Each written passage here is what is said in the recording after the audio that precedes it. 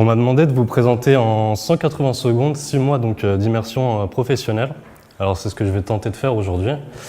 Alors moi j'ai intégré une structure qui s'appelle ADIM Paris Île-de-France, qui fait partie du groupe Vinci, même si c'est une structure à part entière, qui est composée d'une trentaine de personnes scindées en 2 équipes.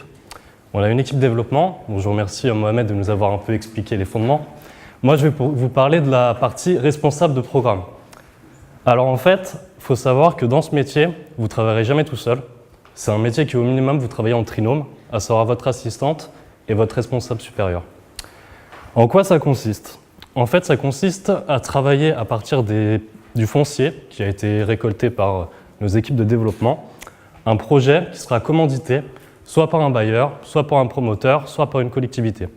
Donc vous vous en rendez compte, ça comprend pas mal d'acteurs assez différents et des interlocuteurs du coup très variés qui vont du propriétaire foncier jusqu'au maire travaillant dans la mairie et validant le permis de construire.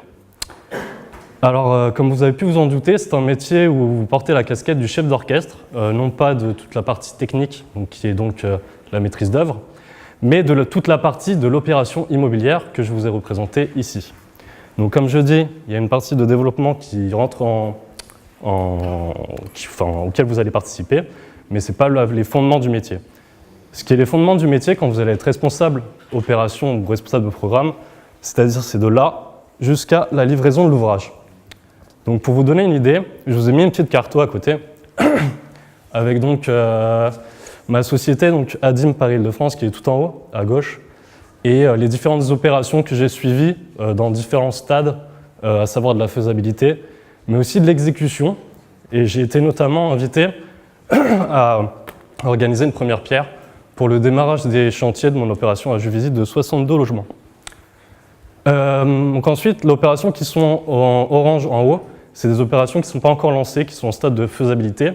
Et actuellement, je suis en train de préparer le dépôt de l'opération que vous voyez entre Noisy-le-Grand et Villiers. C'est un permis conjoint. Vous avez 2 municipalités avec des réglementations, des PLU qui sont très différents. Et en fait, lors de tout programme, comme mes collègues vous l'ont expliqué, vous allez avoir des aléas. Des aléas, ça veut dire des refus de permis, des conceptions qui vont être amenées à changer, mais aussi un cahier des charges qui ne change pas. C'est votre client qui vous dit comment le projet va être. Vous avez pour objectif de faire une réception d'ouvrage qui soit conforme avec votre client, qui est externe à la société. Je pense avoir balayé pas mal de points. Il faut savoir que pour ce métier, il faut avoir une capacité de dialogue, c'est essentiel. Vous allez avoir des interlocuteurs qui sont très variés. Ça va des élus jusqu'aux propriétaires, comme je vous l'ai dit, mais aussi des directeurs régionaux.